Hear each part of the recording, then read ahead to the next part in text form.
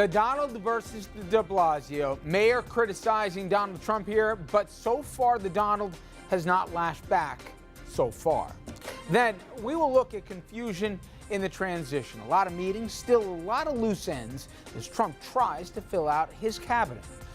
Also, the Trump kids, they're playing diplomat by speaking to world leaders and to business executives around the globe. We're going to speak to the political reporter who spells out some of the problems that could cause. Evening, everybody, and welcome to RFL. I'm Richard French. Thank you so much for joining us this Tuesday night. And we're going to begin with New Yorker versus New Yorker, Donald Trump versus Bill de Blasio. Now, the mayor has some issues with the president-elect, as you'd imagine. De Blasio, he'd like the feds to pay for the security around the clock that's at Trump Tower.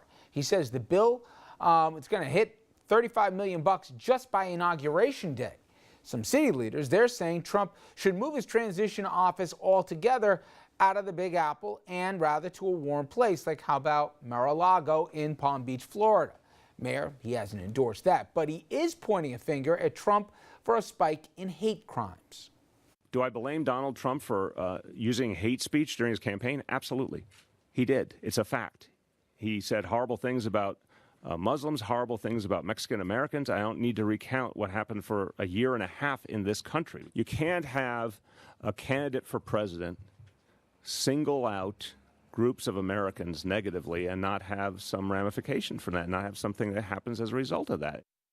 De Blasio was joined by a Muslim NYPD officer who says that she was threatened and told to, quote, go back to her country, end quote, just because, she wore a hijab. Now, she is, I should mention, a native New Yorker, and here's what she had to say. I became a police officer to show the positive side of a New Yorker, Muslim woman that can do the job, that is non-biased, that I help everybody, no matter what's your religion, what's your faith, what you do for this in New York. I'm born and raised here, and I'm here to protect y'all. In the meantime, neither Trump nor de Blasio are that popular in their home state, let alone their home city. According to a brand new Siena poll, Trump, he's got a 41% approval rating statewide. Before you laugh, de Blasio, he's at 35%. In New York City, 45% say they approve of de Blasio.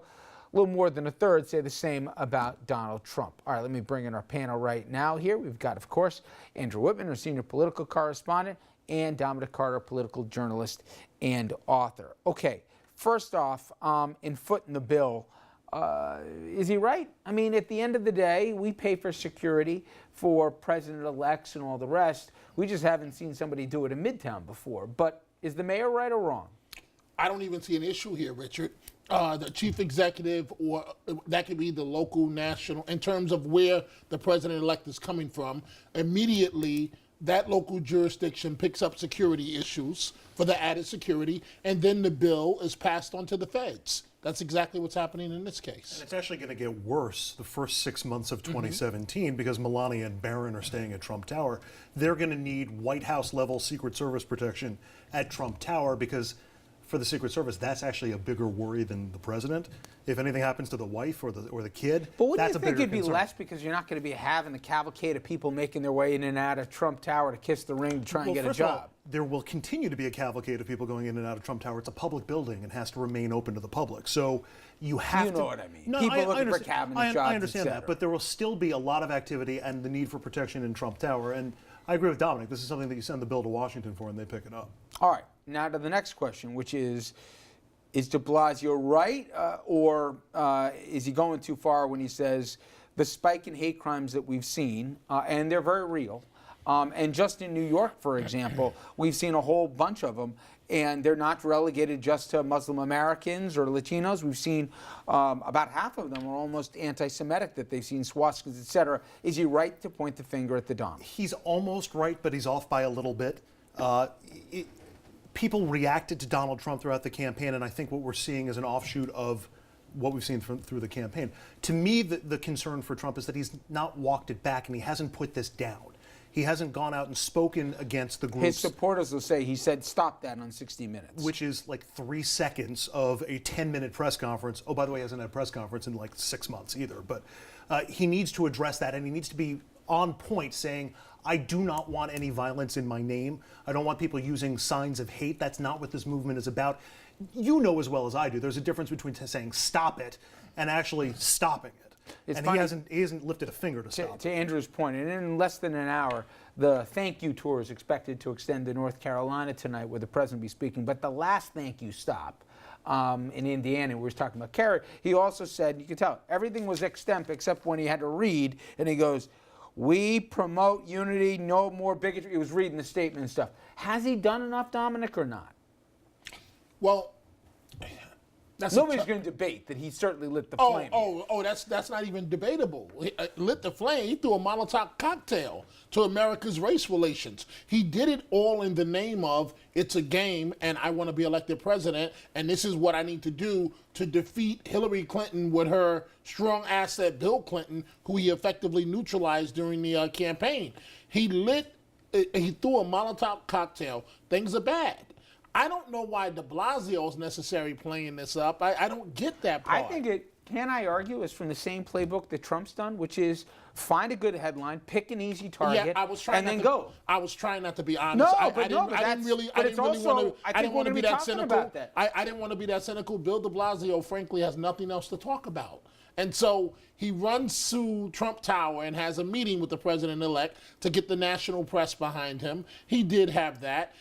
Bill de Blasio, of course, we all know, right after a presidential year, the race for mayor starts. Yep. And so Bill de Blasio is looking over his shoulder, but I don't see necessarily what makes him the protector of race relations. Well, he's trying to protect all of the different races that live in New York City, which is the most multicultural city in the country. So I think that's the foundation that he uses. But the irony is that de Blasio could be in the position today that he wanted to be in a year and a half ago, which is one of the national leaders of the progressive movement and being able to push back against Trump. You would think it's perfectly suited for him. In a bizarre way, he's begging that Trump attacks him, right? Right. And like, here he is the mayor of the city that Trump lives in. He's in a perfect position to push back against Trump, but he's doing it all wrong, and he's let himself be trumped, pun not intended on this one, by Andrew Cuomo, who sort of picked up the protection of the, at the at-risk masses, and has done a better job of doing that than de Blasio. But he's got the optics of, you had a member of the NYPD, you had a transit officer, you had somebody who's threatened to stick a dog and a cop here, all because people wore hijab or somebody was Muslim American. We've seen, the people with the swastikas, and then the word Trump attached. Not that Donald Trump had anything to do with it. I'm not suggesting that by any stretch, but nonetheless, people with these ugly thoughts have felt empowered by what happened in November. And so de Blasio tries to fill the void. I'm really curious where this goes from here and if it's successful. But Dominic, I also found something else interesting, I should say. Coming back to de Blasio and his political prospects, we're hearing Little Birdie saying that maybe, just maybe, Sharpton, who had a very tough fall here, it did not turn out the way he wanted. Forget about his personal preferences, but whatever leverage he had was really weakened. He actually could be doing an event with Trump. Talk about two people who have never missed an opportunity for opportunism. Are you surprised at that? I'm not surprised. Well, I'm a little surprised, only in that Trump has been labeled, as we just said here, the imprimatur for some ugliness with race in this country. If nothing else, Sharpton has to be consistent that he speaks out against racism. Right. How does he do a shoulder-to-shoulder presser with the guy that, blacks overwhelmingly looked at as somebody who doesn't have their self-interest? Quite easily. I knew something was going down last week when Reverend Sharpton pointed out in social media that he had received an unexpected phone call from the president-elect. Remember, these two guys have they've made money, or at least Reverend Sharpton has made money promoting boxing with Don King, with President-elect Trump. They've made Trump millions of dollars. So this is they need each other. It's in their mutual interest. So now remember, not just Trump. Go back before Obama. Look at President Bush. Didn't he reach out to Sharpton? If you're the president of the United States, and for lack of a better term, and you need racial insurance, who better to reach out to obviously, than Al Sharpton? We all remember Willie Horton was part of that ad campaign, but he did not carry the same racial baggage, did Bush 41, or 43 for that matter, as Trump does. And I'm very curious how this plays out. And also, I'm going to find it fascinating which other dominoes could drop, meaning which other names will announce they're going to run for mayor, which other people in certain constituencies start speaking out against Mayor de Blasio. You got a lot of folks who are starting to take liberties at him. It should be a very interesting 2017 in the mayoral race. All right, coming up next, we will pivot to the Trump transition and some alarming things about some of the people that he's surrounding himself with. We'll talk about the musical chairs after this.